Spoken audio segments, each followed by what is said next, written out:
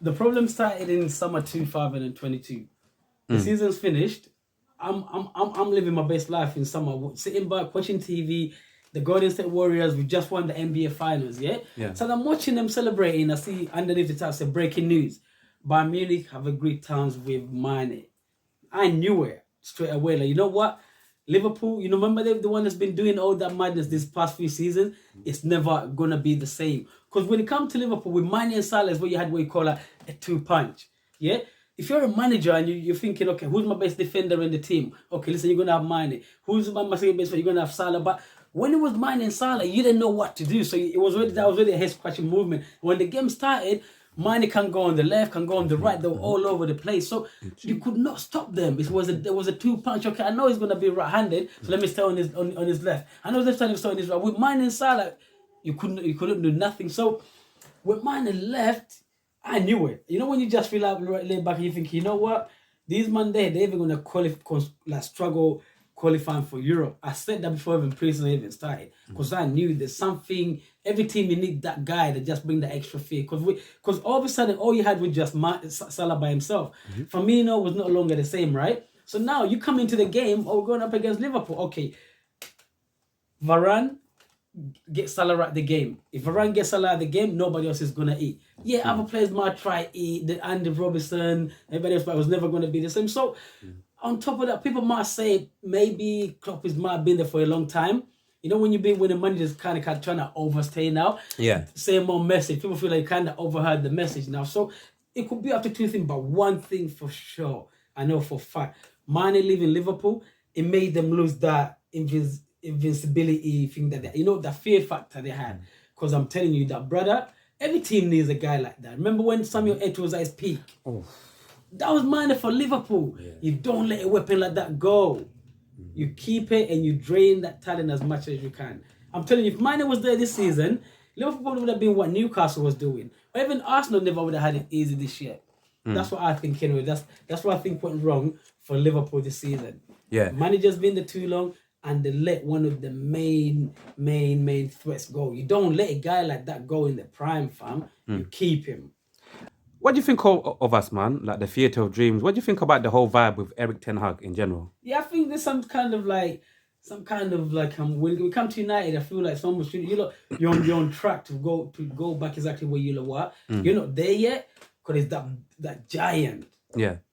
Across the road from you, man, by the name of Man City. So because of that, it's almost like it's going to take a long time for you to claim the throne again. Because right now, City has the throne when it comes to the City. But overall, when you're all the way on top, the only you can go is down. City cannot go any higher. And as long as there's somebody on top, there's always going to be somebody who's always going to be challenging for that throne. So the way I see it, United are on right track, man. You won the cup. You'll go another final coming out this weekend, right? Good luck. I hope you'll win it. It's going to be a huge task. But I hope the boys can do it. 11 against 11, just 90 minutes game, anything can happen. I've seen stranger things. So that's what I think of United, man. You're on the right track, man. Yeah. Yeah. Congratulations on that, brother, man. Which Anthony. one?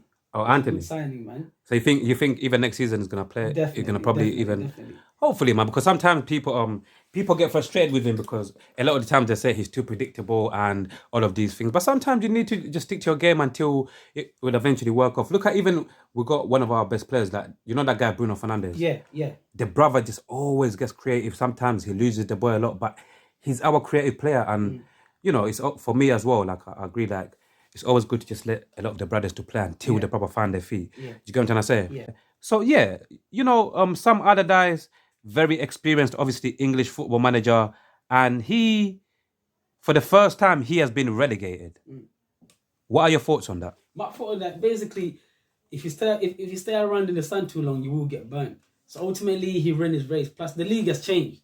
The league's not longer about these overhead managers to try come in and try change the game. It's about the young boys, guys like Giuseppe. So with me, when he came in and they hired him, obviously in the beginning, all of us are thinking, he's gonna probably keep them up, right? But as time went by, we knew the job was just a bit too big for him, basically. A bit way more than he can chew. That's what I think about Big Sam. And, at this time of the year now, everybody's like, okay, we did good last year, but I think we can get better. Remember, nobody's going to stay stagnant. Even if they go ahead and win a treble, they'll probably end up doing some signing in the summer, right? So Yeah. everybody's gonna improve. So to me, I just can't wait for the beginning of the season because we're all gonna start at the same points. Again, just gonna be remember the Premier League is it's a marathon, not a race. So at the end of the day, whoever steady themselves eventually end up winning. But we live in a time where, let's be real, whoever's gonna spend the most money is gonna win. And right now, Man City is just killing it. And there's a way they set up the system as well. It's a non-stop machine. You're hearing rumors about Bellingham. If that happens, come on, man, don't even play the season, man. Just give him the trophy. Like 2024. But if Man City signed Bellingham, yeah, Oh my Jude, God. they've already got Gundogan, they've got Rodri, they've got Kevin De Bruyne. I swear I'm missing even someone else. Like they've already got a few You're quality my favorite player in midfielders. that team. Silva. Bernardo Silva. Bernardo Silva. Come on. How can I even miss out You haven't Bernardo? even mentioned my best English wonder kid, Foden. Phil, yeah. But Come on. even That team is crazy. do you think moving on to Liverpool, man? Yeah. That team, where do we even start with that team, Liverpool, man? It's like Liverpool remind me of like this kind of phrase as well, yeah. You know when you go into like a boxing match where it's like, even though when two fighters are fighting, what they call it a boxing chance, anyone can knock out anyone. Yeah. But then it's like the unexpected happens. You know, some Yeah. fights, regardless whatever, some people it's like their favorites, and then it's like Anthony Joshua and basically Andy Ruiz, that kind of fight. Yeah. This season with Liverpool, even though they say with the Premiership, you could never what do they call it, like predict or whatever, that any team could beat you. But they're kind of down for Liverpool hard, especially over the last few years, how intense the rock and roll football from Jurgen Klopp. Like, what do you think went wrong there? Do you think maybe certain players they just got a little bit relaxed?